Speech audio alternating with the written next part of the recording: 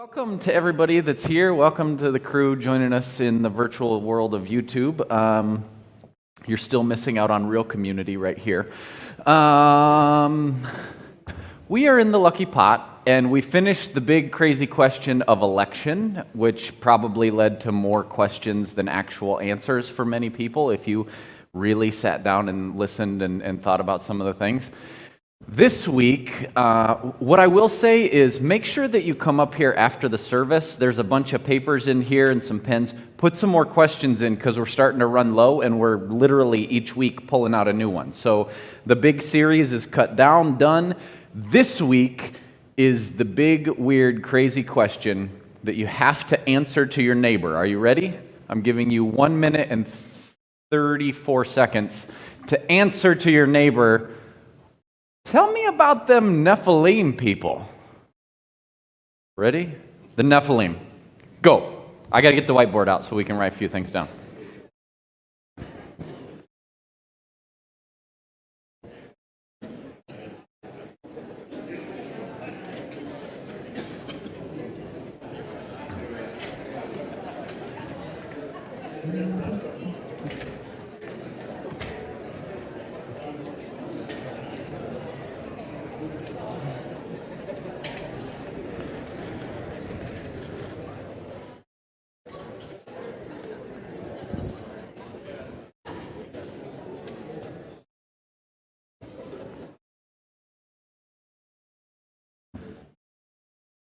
Oh, you got quiet. Okay, what do you know? Nothing? They're people? They're weird? Giants? Where do you find the Nephilim? In the Bible? That is a really good answer. In the Old Testament? Angels having babies with humans. Has anybody watched one of those like History Channel unearthing the bones of the Nephilim? No? Not yet. Well, I just made that one up. I don't know if that actually exists. Okay. I thought y'all would have more like, Or is it that I don't know anything and it sounds kind of weird, right? Yeah. Lesser gods? Sons of God? Okay, so here's what we're going to do. I'm going to pray, and then I'm going to give each of you a section of things to read after I read through they show up in Genesis 6. And this is the fun part of the Luckypot, is we get these weird, obscure questions that you go, I always wondered about that. And here, I will prepare you. The way that today ends, there will be no amazing altar call. There will be no, now you go and get them sort of thing. This is one of those where you go, this is to help kind of answer those odd questions. Because I'm telling you that the Nephilim answer a question that you probably don't even know that you have, but you really should have once we get there. So you're going to have to make a few connections, and we get to the end, and you go, oh, I never thought of that before. Okay, I'm going to pray, and then we're going to jump in on Genesis 6. Spirit, I ask that you would come, and I pray that you would help to let us be attentive. Help us to continue to pray for the crew going down to Georgia, for the crazy adults that decided to go with a bunch of kids on a bus ride for 37 hours or however long it takes. I pray that for us here today, that you would help us press pause to the busyness of the day, of the week, of the fun that we've had or the fun that we think we might have, so that we can be here and we can be attentive to you. That your Spirit would speak beyond the buzz of our cell phone or the notifications of Facebook or Instagram or whatever it might be, so that here today now, our faith can be enriched. Our faith can be strengthened by your words. Amen. Okay, I'm going to read Genesis 6, 1 through 8. This is kind of where things show up. And then I'm going to give y'all a few passages to kind of read through so that we can kind of divide and conquer for the sake of time. Genesis 6, 1 through 8. Now when human beings began to increase in number on the earth, and daughters were born to them, the sons of God, we'll come back to that, The sons of God saw that the daughters of humans were beautiful, and they married any of them they chose. Then the Lord said, My spirit will not contend with humans forever, for they are mortal, and their days will be 120 years. The Nephilim were on the earth in those days, and also afterward, when the sons of God went to the daughters of humans and had children by them. They were the heroes of old, the men of renown. This is where the beginning starts with Nephilim, and then at the end, this is where you get another phrase, the Giborim. It just means anything that ends in im in Hebrew is plural. So what you will find as we move through some things, you may get a translation where rather than taking the literal phrase Nephilim, you might get the Nephites, the Jebusites. In the Hebrew, the Israelites. It would actually say Israelim. The I-M is just like R-E-S at the end of a phrase. We'll get into some of that later. But so when you get into this, then you get a few extra names for this Nephilim crew. The Lord saw how great the wickedness of human race and how they had become on the earth, and that every inclination of the thoughts of the human heart was only evil all of the time. And the Lord regretted that he had made human beings on the earth, and his heart was deeply troubled. So the Lord said, I will wipe them from the face of the earth, the human race that I have created, and with them the animals, the birds, and the creatures that move along the ground, for I regret that I have made them. But Noah found favor in the eyes of the Lord. And so what we have here is you get the beginning portion of Genesis where it goes through the garden and the serpent and the fall, and they get kicked out, and you get the Cain and Abel and Seth all the way up until the big long genealogy, and there's a weird guy named Nimrod and all of this weird stuff. And then you get to Genesis 6, and here's what I will tell you. When I first started going through seminary, I was a firm believer that those first 5 books of the Bible, the Torah, that Moses just wrote those, or at least had somebody write them for him. And what I've come to believe more and more is that, yes, he did, and then over time, there were additions kind of factored in, whereas a scribe would edit things in, especially after they come back from exile in Babylon. They begin to go, oh, this is a good spot. So now imagine if they put that section up there again. So imagine if it says, My spirit will not contend with humans forever, for they are mortal, and their days will be 120 years. And the Lord saw how great the wickedness of the human race had become. See, this Nephilim part, if you look in your Bible, if you actually look at it, you go, well, that kind of fits there. But it doesn't seem like it really flows real well. All of a sudden we get this excursus on these weird Nephilim giant people. Well, they had a whole interaction when they were in exile. So I think some of these things are redacted and edited in, but by the Spirit's work, as we've come to know it now. Here's the thing. Now we go, so we get these Nephilim that are from the sons of God and the daughters of men. We're not going to get into how that's possible or what that really means, because that's a whole different tangent. But what I need to do is, let me see how many passes. 1, 2, 3, 4. Okay, so I've got 4 chunks, and I'll let this group right here. Okay, you following me? You take the little Bible out from in front of you. It's the black book, not the gray book. We don't use them very often anymore. And still, COVID rules apply. Don't put it in your mouth. Job 1, 6 through 7. Job 1, 6 through 7. And Job 2, 1. I'll write it up here so you can remember. Job 1, 6 through 7, and 2, 1.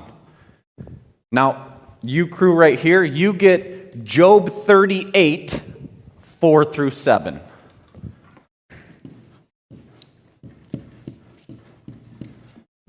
And then y'all over here, you get Daniel 3. You could go 20-ish through 25, but mainly 24 and 25.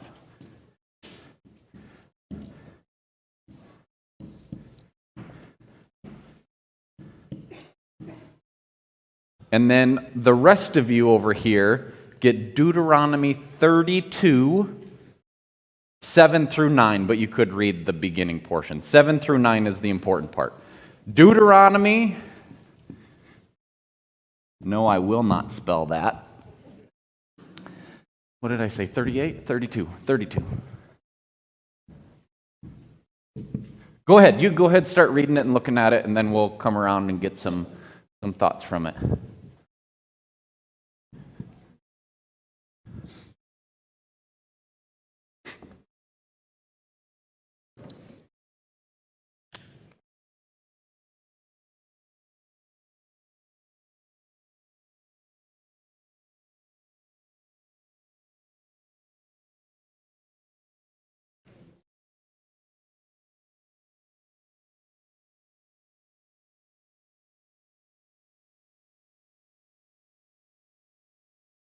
Is my Job crew ready yet?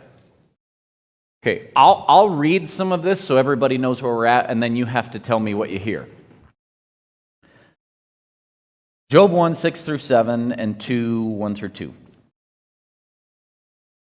One day the sons of God came to present themselves before the Lord. And here I'm going to give you a Hebrew translation of this. That typically, what does it say the next phrase is in your NIV Bible or whatever you have in front of you? And Satan, proper name? It's not a proper name. It would be like you calling me the Ken. Like the Hebrew is ha-Satan, the Satan. It's really more of a... you ever heard the phrase devil's advocate? Where like you say the other things? What does the Satan do in this story? Well, and the Satan also came with them, with the sons of God. And the Lord said to the Satan, the accuser, the adversary, "Where have you come from?" And the Satan answered the Lord, "From roaming throughout the earth, going back and forth to and fro on it." Chapter 2, here we got to get a recap again. On another day, the sons of God came to present themselves before the Lord, and the Satan also came with them to present himself before him. And the Lord said to the Satan, "Where have you come from?" And the Satan answered the Lord, "From roaming throughout the earth, going back and forth on it." So, what do we learn about the sons of God from this section? We're looking, all of these have sons of God in particular. What did we learn from them?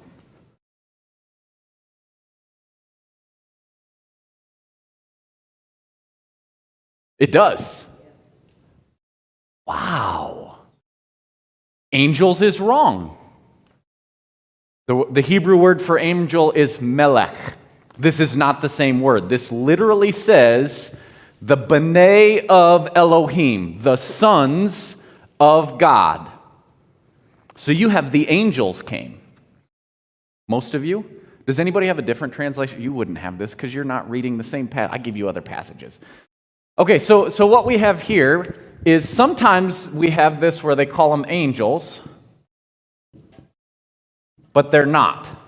These are the sons of God. Now, I believe angel is another term that means messenger, somebody that comes to tell something of the Lord. Every once in a while in the Old Testament, we have these passages where, and the angel of Adonai, the angel of the Lord, like as in God himself presents himself, like Moses in the burning bush, "Take your shoes off, this is holy ground." There seems to be a personification, almost like a pre-Christ-like figure that comes into play. But most of the time we get sons of God, as in there's God, and then there's literally, it is Elohim is the phrase for God. It's plural. The word means gods.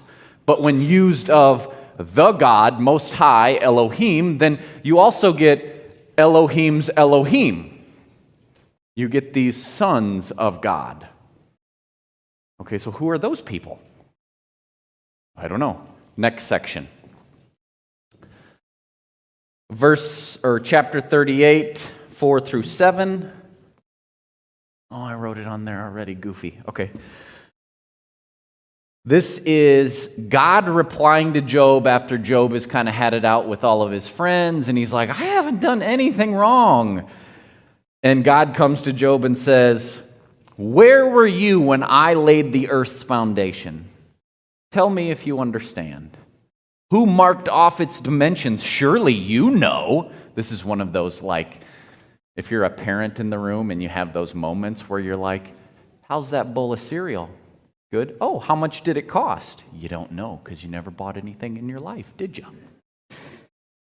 Sorry, we have those moments. Who marked off its dimensions? Surely you know. Who stretched out the measuring line across it? On what were the footings set, and who laid its cornerstone? So all of those things, while the morning stars sang together, and all the sons of God shouted for joy. Do you guys have angels in there again? Yeah. Does it? Good work. So sometimes you have those little, like it's a B or an A or a C, and you go down to the bottom and you go, oh. So they tell you angels because they want you to think that every spiritual being is angel. Well, that's not true, because you have seraphim, you have cherubim, you have the weird animals in Ezekiel and at the end in Revelation, and you go, oh, okay. But here we have the sons of God, while the foundations of the world were created, sang and shouted for joy. Now you also get in here, while the morning stars sang together. Remember when God says to Abraham, I will make your descendants like the stars? And we just hear, oh, lots and lots of people. But what he's really saying is, like the heavenly hosts. Are you tracking with me? Yep. Okay, next section, Daniel 3. What's going on in this passage? The three men in the fire, Shadrach, Meshach, and Abednego. You watching a movie over there, Lyle? No? That made me think. There's a Shane song. There were three before the king. Anyway, a song about Shadrach, Meshach, and Abednego. Really good one. Okay, so then King Nebuchadnezzar leapt to his feet in amazement and asked his advisors. This is after he's thrown Shadrach, Meshach, and Abednego into the fire. Oh. Is that the only phrase? I bet it didn't add the new one in there. No, okay. I had some slide issues. I'll read the section so everybody knows. It's not going to all be up there because the part that I wanted didn't get copied over. Weren't there three men that we tied up and threw into the fire? And then he said, look, I see four men walking around in the fire, unbound and unharmed, and the fourth looks like a son of the gods. So it looks like a man, but there's a fourth. And it looks like one of the, you have to remember, Nebuchadnezzar is the king of Babylon. Babylon that has a number of other gods, but specifically Marduk is kind of their main kind of deity. And I see one that looks like a son from the gods in there. What is going on? And so we get son of the gods. Now, keep in mind, every time you see the word Elohim, I should actually make this a lowercase, technically. Elohim is plural. So you could easily translate every single time in the Hebrew, gods. But sometimes it refers to the God, the Lord. Okay, Deuteronomy 32. Remember the days of old and consider the generations long past. Ask your father, and he will tell you. Your elders, and they will explain to you. This is the moment when somebody's saying, you know, when they say teach the generations, one will teach another, that raise up a child in the way that he should go. This is the point. They're saying the way our faith lives on is through the stories. When the Most High, anybody read Ted Dekker books? No? Oh my goodness. So here's what you have to do now. Ted Dekker, is like a Christian kind of weird... Anyway, it's kind of like Star Wars or The Matrix or any of those meets Christian philosophy and theology. It's called the Circle Trilogy, but it's different colors within green, red, white. I'm looking at Carrie. She's read them too. Maybe we're the only ones that have read them in the room. Anyway, the main person that's in charge of things in this book is Elion. E-L-Y-O-N. And you go, oh, that's a weird name. In Hebrew, it means when the Most High, God Most High, above all the others, gave the nations their inheritance. You should ask, what does that mean? When he divided all of mankind, and he set up boundaries for the peoples according to the number of the sons of, what do you have? Israel is what most have.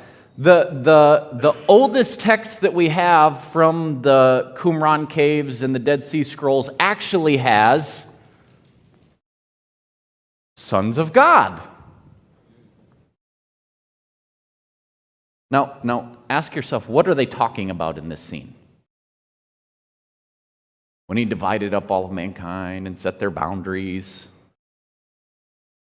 it happens in the beginning of Genesis, as they tried to build a really tall tower. He scatters the people and he divides them. But what does he do? He said, now here's the irony, is he divides them according to the number of the sons of God. For the Lord's portion, his people will be Jacob, his allotted inheritance. So here we see him saying, sons of God are portions.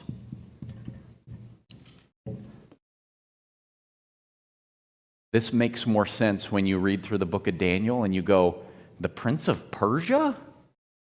Michael, the archangel that comes for us, and he's like, I was contending with another, because according to all of the nations, they have been assigned a son of God, somebody to care for them. What do? They subvert that and they start worshiping other gods, but Israel is God's portion. So what we have is, here's the big recap. Genesis 6 says, and the sons of God came down and they did something with women from the earth, and we get these weird Nephilim people. Now, Nephilim is literally just a transliteration where they take the letters in Hebrew and they just directly write them over, and you go, well, what does that mean? The funny part is if you do a little word jumping around and you go to the Aramaic, which is mainly what was spoken in Babylon and Persia, what came back with the exiles, what Jesus and the common day people spoke, Aramaic. Nephilim, with an extra yod thing in there because it's technical. It'd be like having an extra I somewhere, kind of like German has two dots over a U, even though we don't need the two dots anymore, sort of thing. The word Nephilim means giant people. So we have these big, giant people. Well, where does this come in? Here's where, good work. Y'all did your reading this morning, and we deciphered a few things to go, what? So there's God Most High, and then there's sons of God that aren't necessarily angels, aren't necessarily cherubim or seraphim, but this is when you read those phrases like, and the heavenly host. This, a good way, I think one of the modern ways I read was, this is God's staff team. This is the group that he works with. These are his council of people that are in the heavenly realms that he works together with to do things. Numbers 13. This is when the people start coming back to the land. The Exodus has happened. Moses and the crew are coming around. They send the spies into the promised land. Then Caleb silenced the people before Moses and said, we should go up and take possession of the land, for we can certainly do it. And they shouted and they ran in. No, turned into a bunch of babies. But the men who had gone up with him said, we can't attack those people. They're stronger than we are. And they spread among the Israelites all bad news and report and things they explored. And they said, the land we explored devours those living in it. All the people we saw there were of great size. We saw the Nephilim there. The descendants of Anak come from the Nephilim. We seem like grasshoppers in our own eyes and looked the same to them. So here what we get is a connection that there's these Nephilim that somehow that Genesis 6 tells us were before the flood and things weren't going good. And then it gives you the little parentheses, and they were there after these things. And you go, what? Well, you get to the land, and they're going to go into the promised land, and they find the Nephilim. And we don't know who Anak is. But what we do know is everybody reading this knows who he is because he's a big, scary giant. Now, I will tell you before we get too far in, the only giant that we have on record within the Bible is who? Goliath. And they are actually of the Philistines, which we'll see this is important once we get to the end. And the Hebrew text that we have has him at like so many cubits and 6 cubits in a span, like 9 feet 6 inches. When you read the actual Dead Sea Scrolls and the older texts that we have, and not just the Masoretic text, it actually says 4 cubits in a span, which put him about 6'6" to 7 feet tall. So not an enormous, monstrous giant, but in that context, pretty big. I mean, 6'6" to 7 feet tall is pretty big for us today, let alone back then where people were a little bit shorter. So we have the spies come back. They're scared. The Nephilim are in the chosen promised land. Deuteronomy 2. Now you're going to go, why are we talking about this stuff? So they don't go in then and capture the land. They go back out to the wilderness. They wait for a generation to die off because they were too scared. They didn't believe God could do it, even though he literally just parted the Red Sea. They walked through on dry ground. They escaped the most dangerous people on the planet at the time, and they still couldn't do it. Deuteronomy 2. Then the Lord said to me, this is Moses working with the people still, do not harass the Moabites or provoke them to war, for I will not give you any part of their land. I have given Ar to the descendants of Lot as a possession. Remember Abraham and Lot, and he gets a section? The Emites, remember in the Hebrew this is Emim, the Emites used to live there, a people strong and numerous, as tall as the Anakites, or as tall as the Anakim. Like the Anakites, they too were considered Rephites, or Rephaim. This is another descendant of the big, tall people. But the Moabites called them Emites. Okay? And then Moses continues on, verse 19. And when you come to the Ammonites, do not harass them or provoke them to war, for I will not give you possession of any of their land, which belongs to the Ammonites. I have given it to a possession to the descendants of Lot. Now, here we go. Okay, that's Lot's area again. And then we get these parentheses. That too was considered the land of the Rephites, or the Rephaim, who used to live there. But the Ammonites, they called them Zamzumim. Okay, so here we get another name. They were people strong and numerous, as tall as the Anakites, and the Lord destroyed them from before the Ammonites, who drove them out and settled in places, and the Lord had done for the descendants of Esau who lived in Seir. You go, okay. So we have them moving forward, and he says, don't go to these people and take their land, that's Lot's, and don't go to those people, that's Lot's, and don't go to the people that are descended from Esau. And there were giants all in there, but they drove them out. We get to Deuteronomy 3. You turn the chapter over. Next we turned up and went along the road towards Bashan. And Og, king of Bashan, and his whole army marched out to meet us in battle. Now, when you read Here's where it helps to know other Near Eastern languages. So Hebrew wasn't the only language back then. There was Akkadian and Ugaritic and some of these others because the local dialects. They look similar. But in Akkadian and Ugaritic, this area of Bashan is pronounced Batan, like the thing that you hit people with. But what it means is the area of the serpent. Remember that creepy thing in Genesis 3? I'll just leave that there for a while so that you can go, oh, that's interesting. So the Lord our God gave it into our hands. Og, king of Bashan, and all of his army. We struck them down, leaving no survivors. At this time, we took all of his cities. We completely destroyed them. This is cherem in the Hebrew. I put some of them up there. We'll look at it closer in a minute to show you this. This is important. We had done with Shihon, king of Heshbon, destroying every city, men, women, and children. But all the livestock and the plunder from the cities we carried off for ourselves. Verse 8. So at that time, we took of the 2 kings of the Amorites in the territory of the east of the Jordan, from Arnon Gorge, as far as Mount Hermon in the Hebrew. We'll see why this is important in a minute. Hermon is called Sirion from the Sidonians, and the Amorites call it Senir. There's a little play on words here, and I'll give you more info in a second.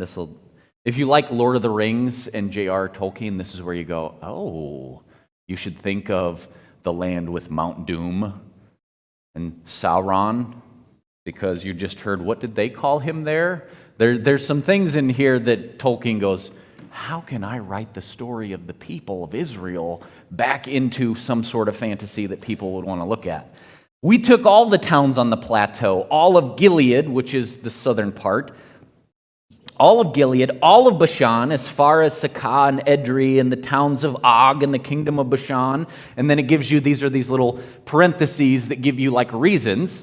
For Og, king of Bashan, was the last of the Rephites, the last of the Rephaim.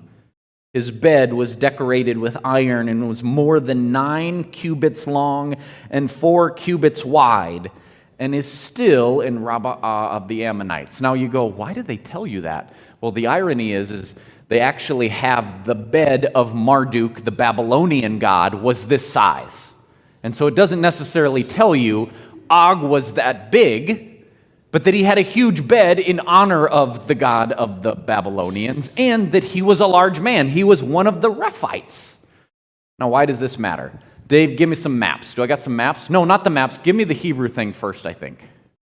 Okay, so we have completely destroyed. This is, the word in Hebrew really technically means to dedicate to the Lord, to cleanse completely. Haram. It looks like HR, and what I'll tell you, so if you read it from this side to that side is how Hebrew goes. So the first letter is what we read as a CH or a KH, and then the next one looks like an R, and it is an R, and then the last one is an M. The majority of Hebrew is literally 3 consonants in different forms. So each word has its root in 3 consonants. It means to destroy completely in some places, or to cleanse, or things that are dedicated to idols have to be done away with completely. And then you get this mountain called Hermon. Now you can see how close they are. The only difference, what you can't see, is the third letter as you move in is a different form of an M. Both of them are M's. The one on the top is what an M looks like when it's at the end of Hebrew words. And the M down there is what it looked like in the middle. Both of them mean, at their root, utterly destroyed, desecrated, no longer fit for holiness from God. Now, why does this matter? Now I think I got some maps. This is the land of Israel. You look at the bottom and you see Edom and the Horites, and then you move up towards this is the Dead Sea at the bottom. The little body of water at the top is where you see the Sea of Galilee. Israel's on the left-hand side. the right-hand side is what we've just been talking about in the first 3 chapters of Deuteronomy. So you have the bottom area where they went, and then they went to the land of the Moabites, where the Emites or the Rephaim were. And then you move a little bit forward, and then you get to Ammon, and you get the Zanzumim, or whatever they called them there. And then up above, you see the kingdom of Bashan. Next. Here's where you zoom in. So we have the Zanzumim and the kingdom of Bashan, and then we have that little body of water in the middle is the Sea of Galilee. Or I think in the Old Testament they call it Chehinnaroth, maybe.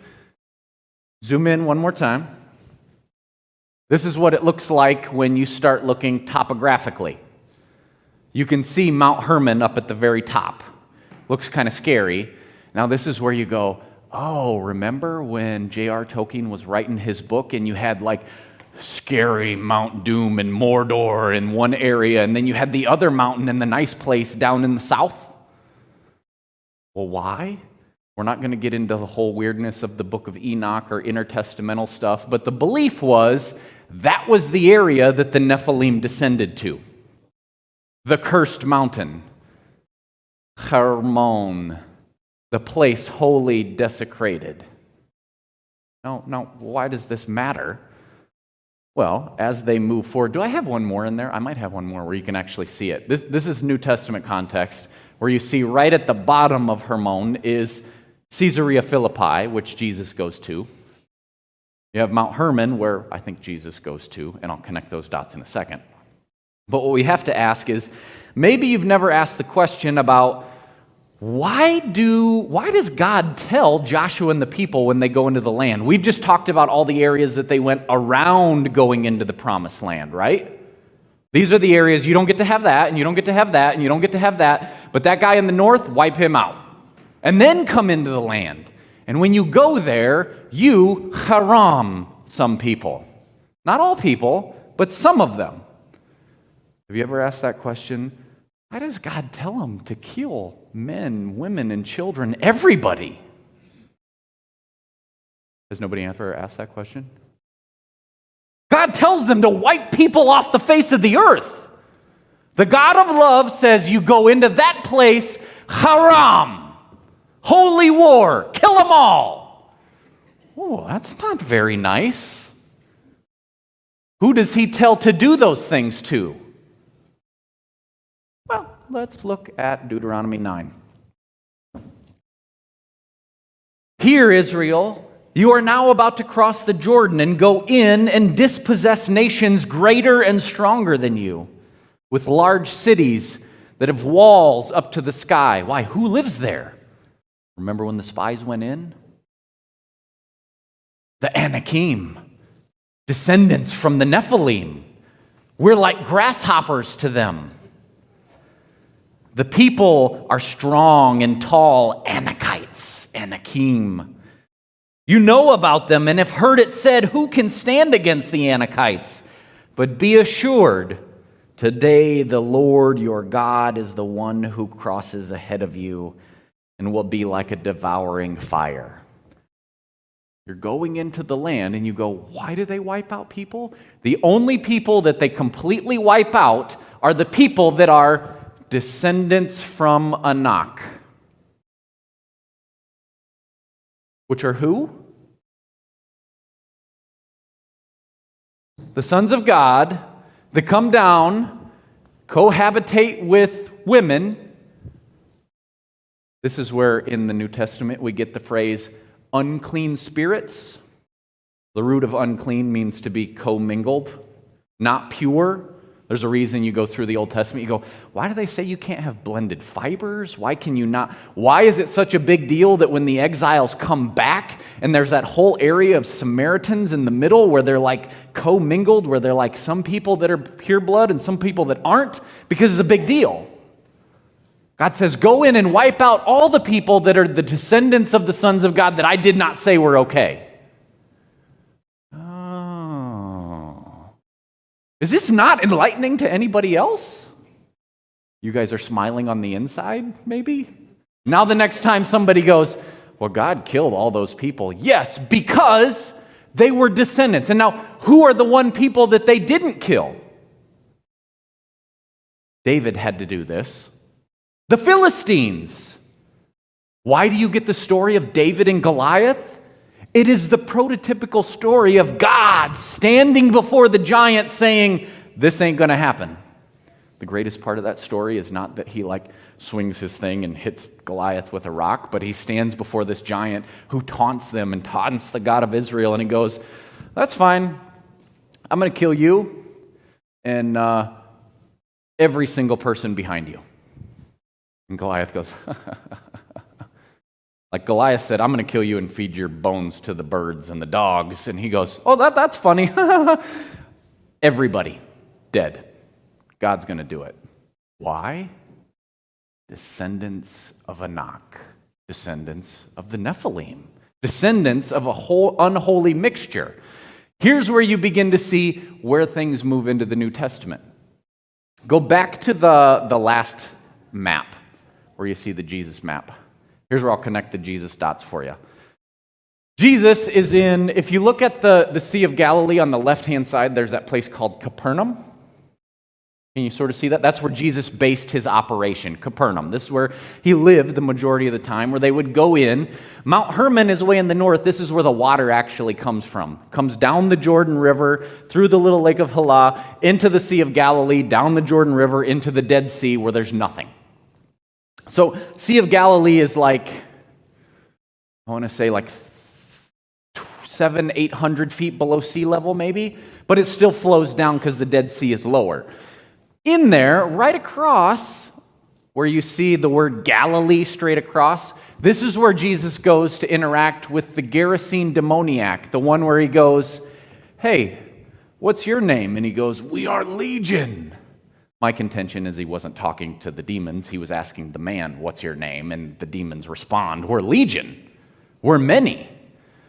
What area is this again?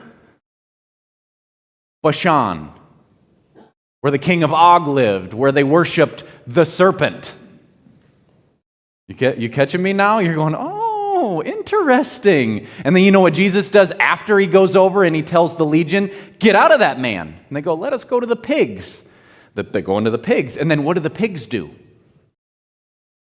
They run off the cliff into the water. Well, why did they do that? Well, those mean demons? No, because the pigs are the created order. And they go, we don't want demons either. How did God try to kill the demons earlier? A big flood. Let's go into the water. So suddenly the spirits are out into the abyss again, out into the nowhere. So where does Jesus go? Eventually he goes to a place called Caesarea Philippi. Do you know what he says there? And Peter, on you, this rock I will build my church. Oh, okay. Right here's where I'm building my church. And you're going to be a part of it. And the gates of hell will not withstand it. See where Caesarea Philippi is? It is at the base of Mount Hermon. And it is known for being a fortified city with lots of gates. The gates of this place won't hold me back. And what does he do next? Takes Peter, James, and John up on a mountain and goes, you want to see who I really am? Transfiguration. You think that's down in the south. No. Mount Hermon. He goes to the top of the desecrated, horrible, ungodly mountain and goes, Are you tracking the coolness factor of this with me? Come on. You just think that some of this language stuff is it's not a big deal. No, there was God, and he had people that he partnered with. The sons of God. The Elohim, that he was the most high Elohim above all of them. And he apportioned them to nations. Why do they have gods that they worship? Why were there giants? Has nobody read through any Greek mythology? The Titans of old? Kronos, all this stuff? This is literally, you go, oh, why do you think the most known world of the time had all of the same stories?